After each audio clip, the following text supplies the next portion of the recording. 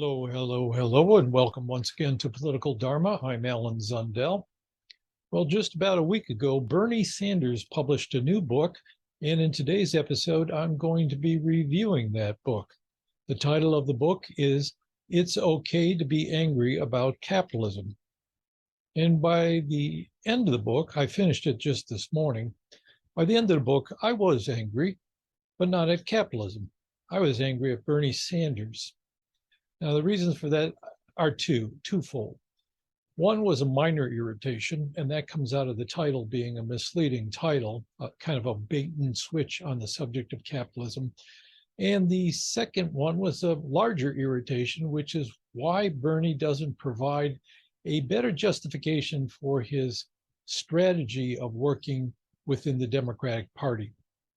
I think a good case can be made for working within the Democratic Party. I think a good case can be made for working outside of the Democratic Party.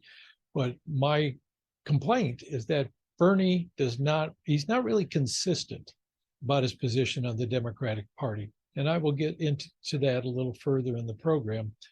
First of all, let me start off by talking about the title. It's okay to be angry about capitalism. Now, I agree with the sentiment. It is okay to be angry about capitalism. I would also say it's okay not to be angry about capitalism if you are committed to working to go beyond capitalism. That is, anger is a motivation, but it's not the only or always the most productive motivation for working against capitalism. But it's not so much about the anger part of it. It's about the use of the word capitalism, because immediately when you start reading the text, Bernie no longer uses the unmodified term capitalism, but he always adds an adjective in front of it. At first, it's uber capitalism, indicating a kind of hyper capitalism. And later on, it's unfettered capitalism, indicating, a capitalism run amok without any restraints upon it. But he's not, at least it doesn't appear from reading the book that what he is complaining about is the system of capitalism itself. He never provides in the book or elsewhere, to my knowledge, a critique of capitalist forms of production. What he's about is more trying to regulate capitalism and then transfer some of the wealth created by capitalism to ordinary people through various forms. Nothing wrong with that. If that's the best we can get, great. But personally, I think there are problems with capitalism and we need to go beyond that. So what does he mean when he says uber capitalism or unfettered capitalism? What I did hear him say on a podcast last night that I was listening to, he did an interview with someone from the British Broadcasting Corporation. And the interviewer asked him point blank, are you making a distinction between uber capitalism and capitalism? Bernie said, yeah, that's right. Not in exactly those words, but he agreed with the man that he was not attacking capitalism. He is attacking a particular form of capitalism, which is the one we are saddled with right now. And I have no problem with him being against that form of capitalism. I just wish he would be more clear about what exactly he's against. All right, so let me take one of the quotes from his book regarding profits. He says, there is nothing wrong with a business or entrepreneur making a profit. There is something profoundly wrong, however, when massive corporations controlled by the wealthiest people on earth lie, cheat, bribe, and steal in order to make profits that are funded by the destruction of our lives, our environment, and our democracy. I can agree with that sentiment, but what I would ask Bernie is, what if corporations are not lying or stealing or bribing or any of the rest of those moral failings, but they're simply following the logic of profit seeking, and in the process, they also destroy our lives, our environment, our democracy. What about that?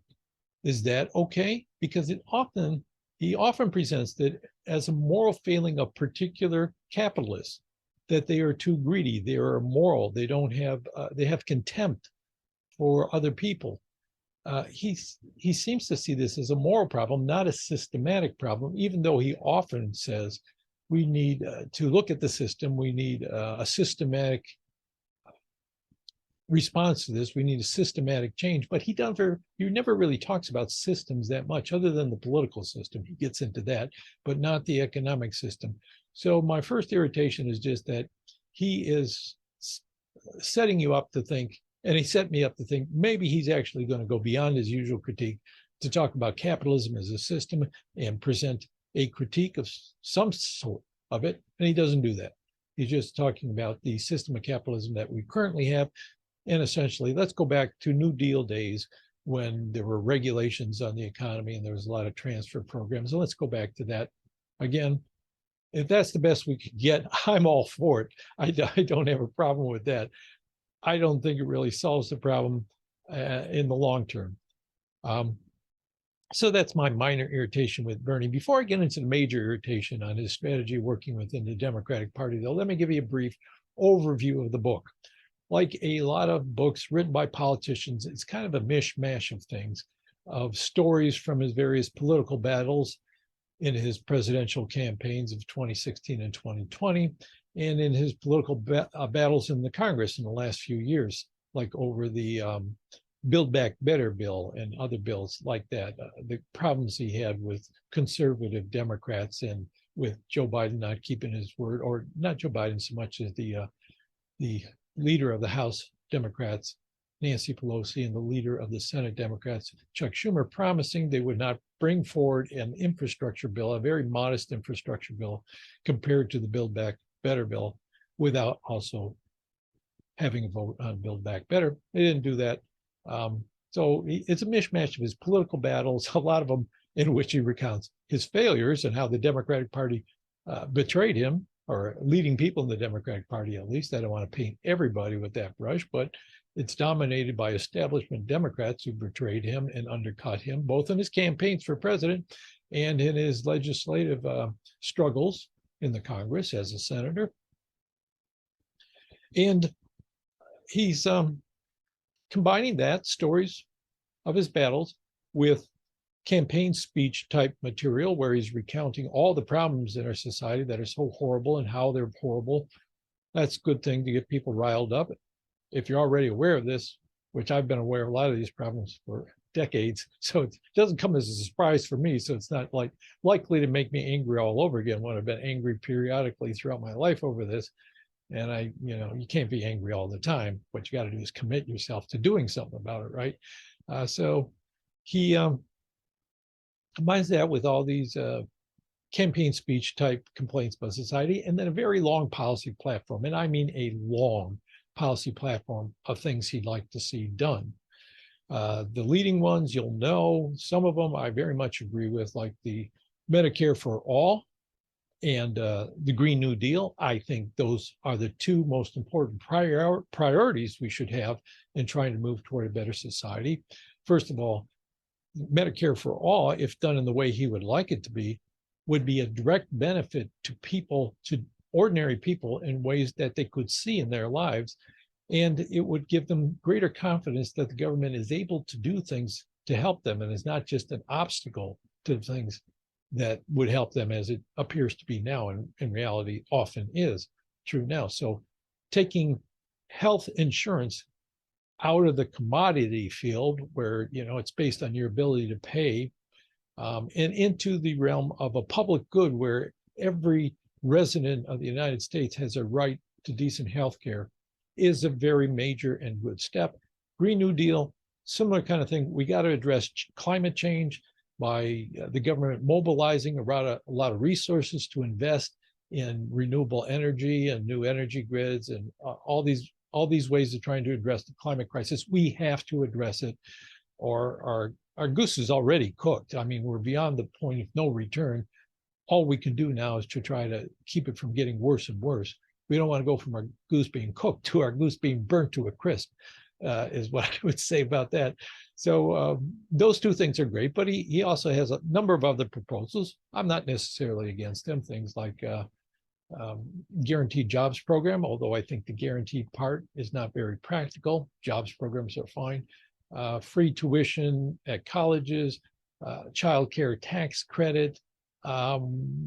You know the litany. There's a whole host of them that he comes up with. He even goes way beyond those in listing these various things that we could do to say things like we need to update the U.S. Constitution in ways that rethink U.S. Senate and the Supreme Court. Now, that's a pretty big change, right? I think you'd agree with me.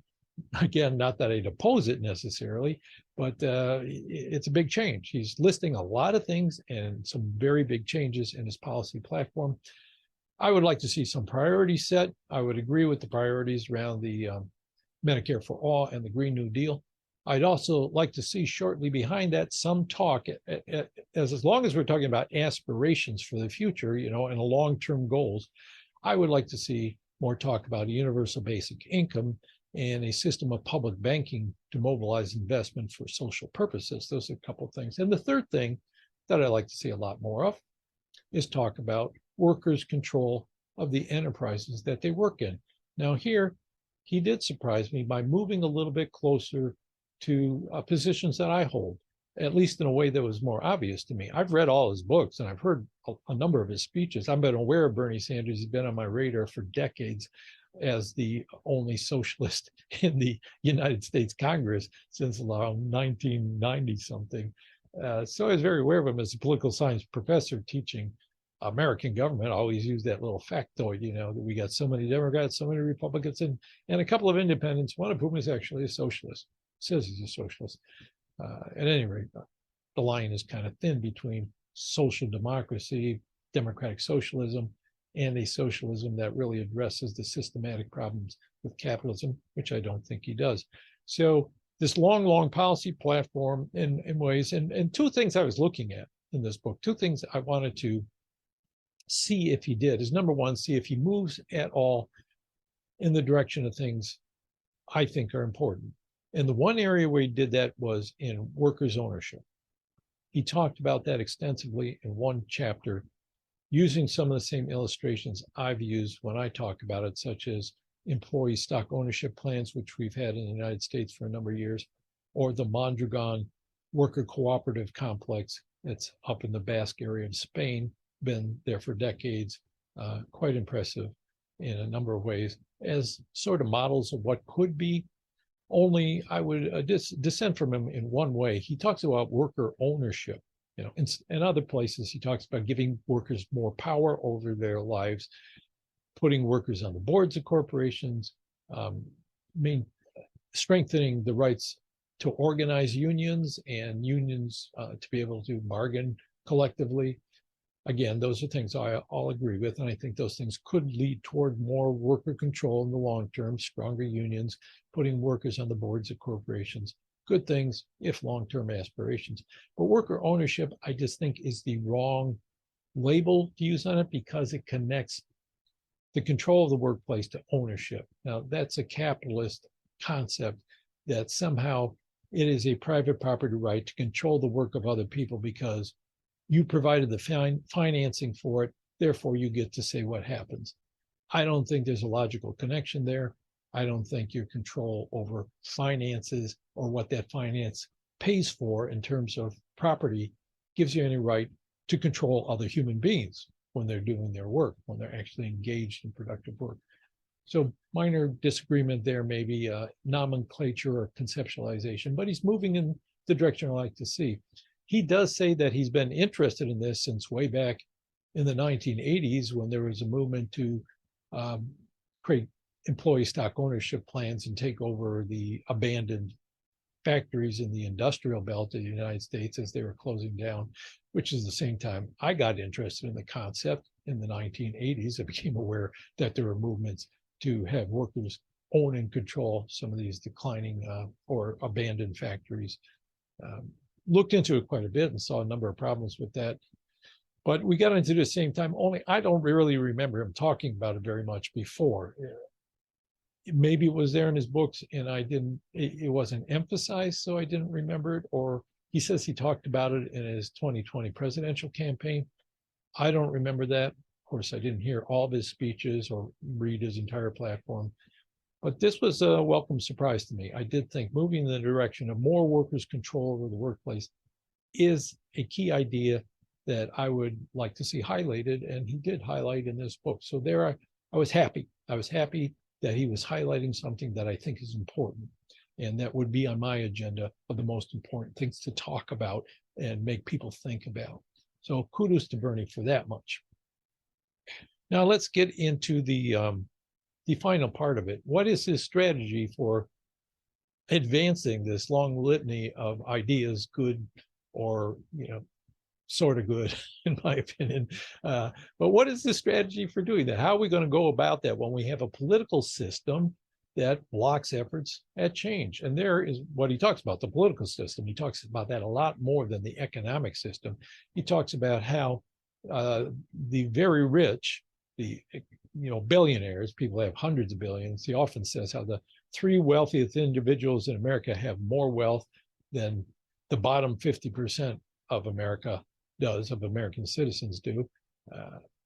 That sounds about right to me, but I mean, not right in moral or justice sense, but right in a realistic sense of what is going on. And he talks about how these folks can control the political system. They've corrupted the political system with their political campaign donations and their lobbyists, and how the Democratic Party has turned toward that, and the Democratic establishment has become very dependent on those big donors, no longer tries to organize the working class. And it's his contention that the strategy we need is to organize workers, help them with their strikes and their union organizing, get Democrats, get people involved in political campaigns, get candidates who are from the working class to run for office, train them in how to do that, and run campaigns more along the lines that he did. Lots of small donations, lots of grassroots participation, not dependence on big corporate donors, billionaires and corporations. So moving in that direction, and that's what he talks about. But he also says repeatedly how the Democratic Party blocks that and is against that. Now, what is his defense for staying within the Democratic Party? Let me give you a quote from chapter 10, which I think is the last chapter of the book. It's way near the end where he's talking about the strategy part of this. And he says how this, people are looking for a political alternative to uber capitalism, right? And he says it's the job of progressives to demand that the Democratic Party be that alternative. It's the job of progressives to have the Democratic Party to make it that alternative. Now, if progressive means that you have an agenda that's similar to Bernie's, that you don't really want to change capitalism, you just want to modify it. Now, that makes sense to me. How does he defend the call towards participating in the Democratic Party, trying to take it over? How does he encourage us to do that in the face of all the obstacles that are presented to us, say, rather than trying to work outside the Democratic Party in a third party of some kind, or as independents, or changing the voting system to make it more like a parliamentary system, or with ranked choice voting or star voting or open primaries, or any one of a number of ideas for mitigating the effects of the two-party system. He doesn't even pick up on ranked choice voting, which is pretty well known by now and spreading among Democrats. So what does he say? He says,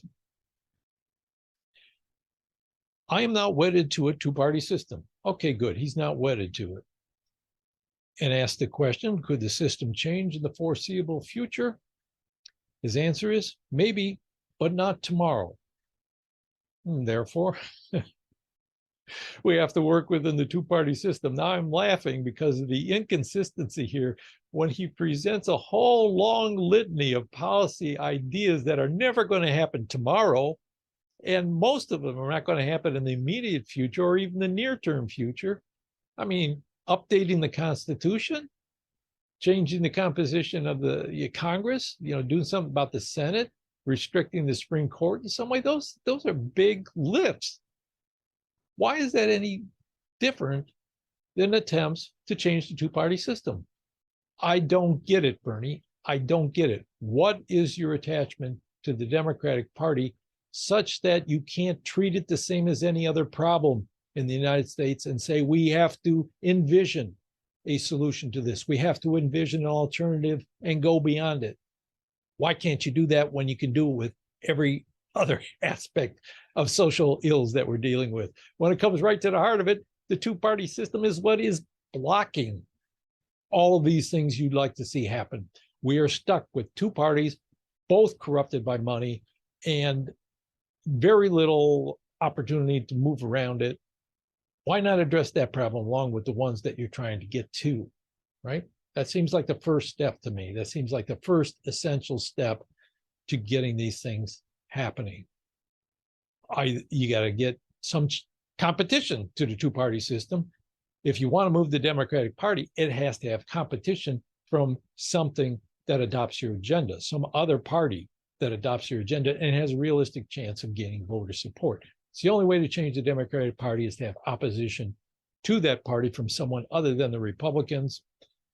That needs to be addressed. Now, the other thing that I've always found inconsistent about Bernie's take on the Democratic Party is he works with Democrats and he insists that that's the optimal strategy at this point in time, yet he does not join the Democratic Party. That doesn't make much sense to me unless you concede that the label Democrat is in many respects poison to voters. And he acknowledges that in a kind of sideways way by saying how many people are dissatisfied with the Democrats because they have not got the back of working people. They have not made significant changes in their financial insecurity or any other major problems that they're dealing with. And they really don't trust them. They think they're bought off by big donors and corporations. So they turn to the Republicans as an alternative, just, punish, I guess, the Democratic Party, but they don't have good associations with it. So that's why you don't use the label, I am guessing. Yet you want people to work within the Democratic Party. And you have trouble in the primaries because so many Democrats don't regard you as a real Democrat because you're not willing to commit yourself to the party. How does that add up? How is it that you want people to work within the Democratic Party, but you're not willing to join the Democratic Party so you can work inside of it? They allow you to work with them as long as you don't go too far. And you have recounted numerous ways, both in your presidential campaigns and in your legislative battles, how the Democratic establishment blocks you. So why such attachment to the two-party system in the Democratic Party? You say you're not wedded to it, but I don't see you talking about how to change that or how to get beyond that. Not a very original critique, maybe, but that is my critique. So overall in this book, what do I think about it? If you need reminders of all the good ideas on the progressive end of the spectrum, he's got a lot to say. He does recount the recent years of what battles going on in Congress, kind of a good reminder of what actually happened in those bills with the first there was the American Rescue Plan, and then there was the Build Back Better bill, and how that, Kirsten Sinema, senator from Arizona, and Joe Manchin, the senator from West Virginia, both of them Democrats, at least in name, unlike Bernie, blocked the Build Back Better bill and watered it down considerably, and how we ended up with a much reduced infrastructure bill that I've heard does a lot for the environment, but unfortunately it does a lot against the environment at the same time. So can't get that terribly enthused about it.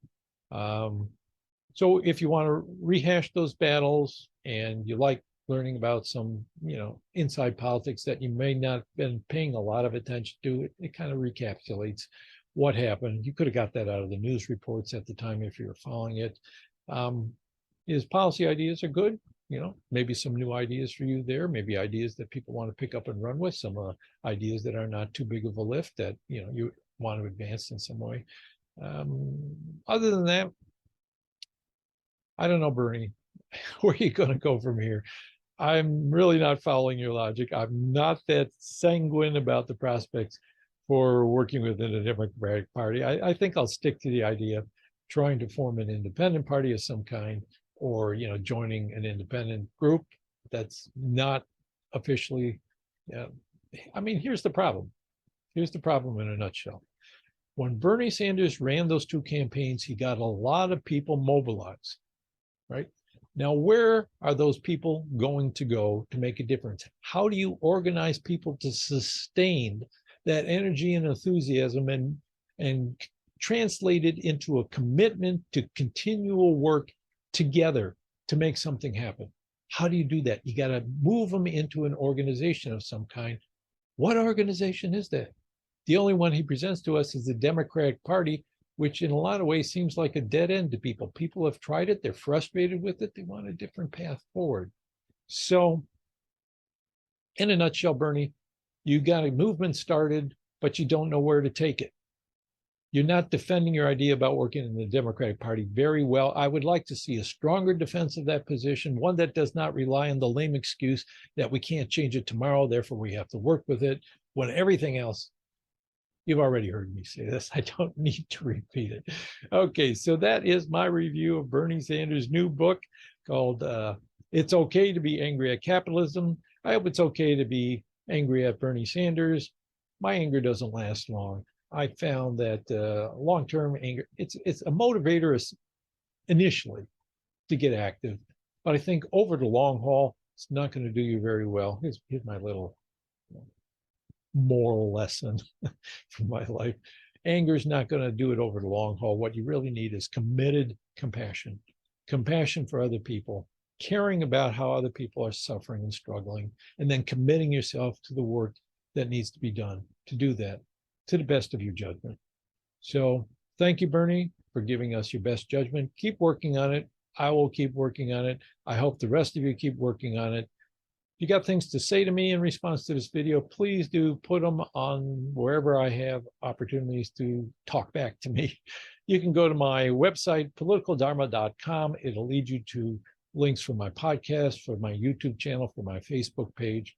Go to any of those places if you want to keep listening. I hope you do. Like, share, subscribe, all that stuff helps reach a larger audience, helps me with this podcast. If you think there's some value in it, please get involved in helping me move this forward, and do talk back to me. Give me something to think about. Give me something to respond to. That's it for this week. Political Dharma with Alan Zundell. And our opening and closing music is Compliments of Patty Rose and Joey Helpish. Thanks for listening. With ease, I see the chains are breaking. We gained our focus, the moves we're making will prove to determine our self-worth as a passenger on this vehicle Earth.